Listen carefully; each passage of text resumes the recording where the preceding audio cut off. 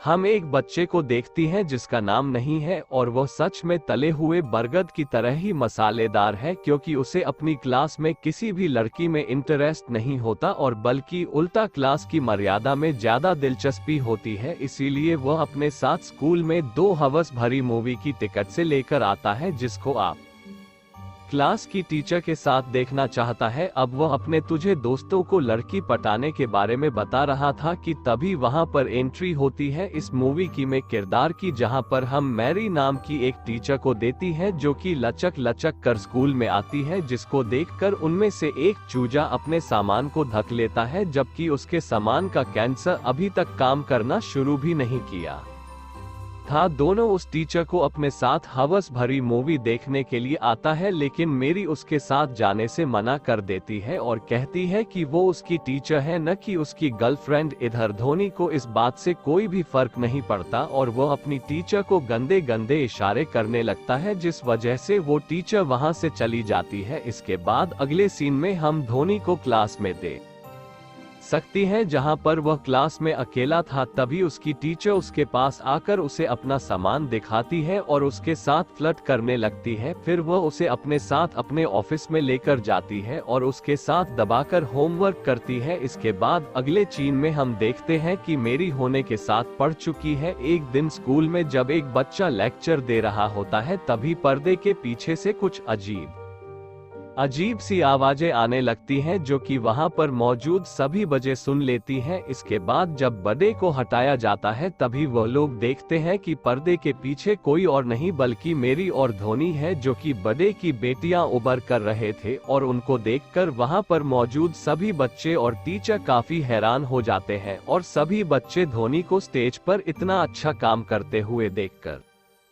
उसे चीयर करने लगते हैं। अब धोनी उन बच्चों के सामने हीरो बन चुका था, क्योंकि धोनी ने वो कर दिखाया था जो कि आज तक कोई भी मर्द नहीं कर सका। इसके बाद अगले सीन में हम देखते हैं कि धोनी और मैरी को कोर्ट में ले जाया जाता है, जहां पर हमें पता चलता है कि मैरी प्रेग्नेंट हो चुकी है और ये बच्चा किसी और का नहीं बल्कि धोनी का ही है। लेकिन क्योंकि धोनी खुद अभी 1 बजे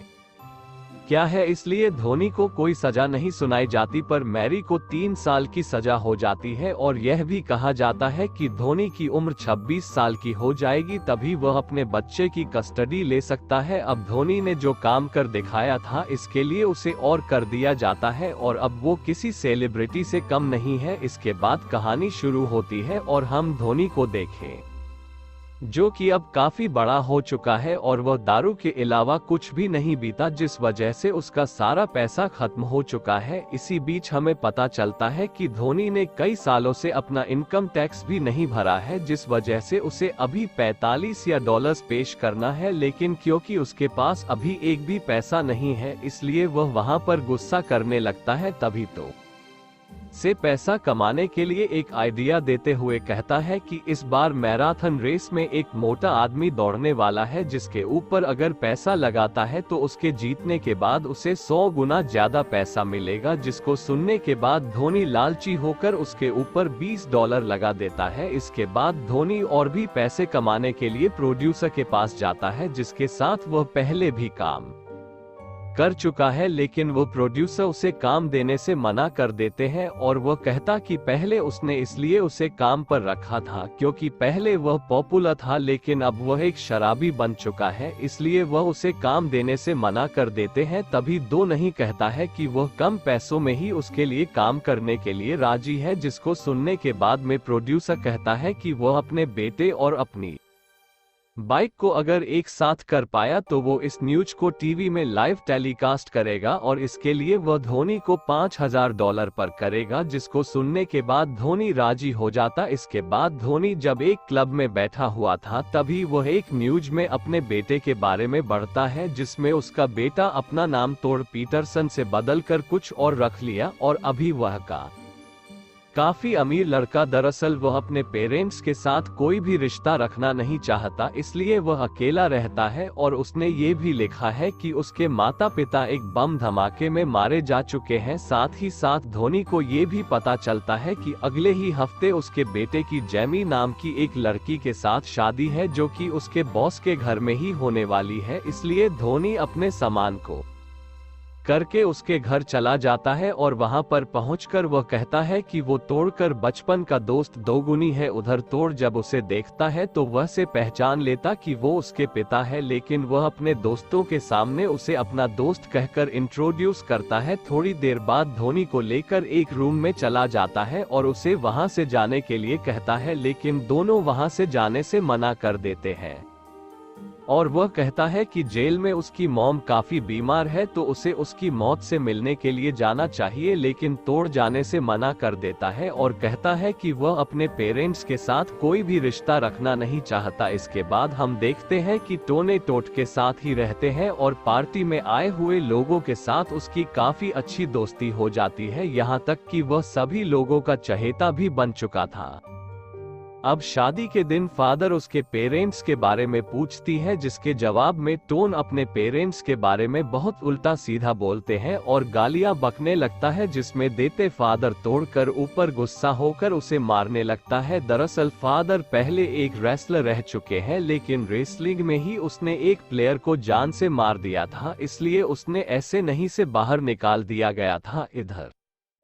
उधर तौर तो काफी बुरे तरीके से माता और तभी तोड़कर पिता यानी कि धोनी फादर के स्तर पर एक बियर की बोतलें मारकर उसे बेहोश कर देता है। इसके बाद धोनी अपने दोस्तों को लेकर बैचलर पार्टी में करने के लिए जाते हैं, जहां पर पहुंचकर धोनी को अच्छा नहीं लगता, इसीलिए वो तोड़ को लेकर अपने फेवरेट क्रम में जाता है, जहां पर वो दोनों काफी एंजॉय करते हैं। इसी दौरान उन दोनों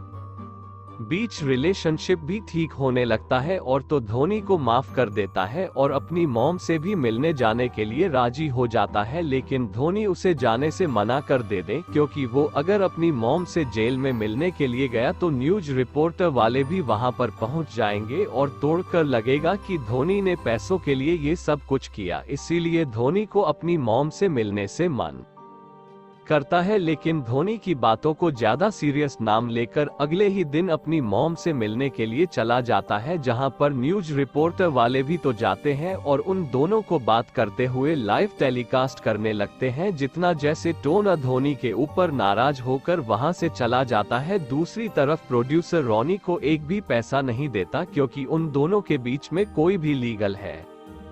एग्रीमेंट नहीं हुआ था। इसके बाद धोनी जब घर पर आकर अपने सामान को पैक करने लगते हैं, तभी वह अपने बेटे की होने वाली 22 यानी कि जैमी को एक आदमी से बात करते हुए सुन लेता है। दरअसल जैमी का तोड़कर बहुत के साथ चक्कर चल रहा था, मतलब भी तोड़कर साथ बातचीत कर रही थी। अब ये सब कुछ जानने के बाद दोनों तौर को इसके बारे में बताता है, लेकिन तौर को अपने पिता के ऊपर भरोसा नहीं होता।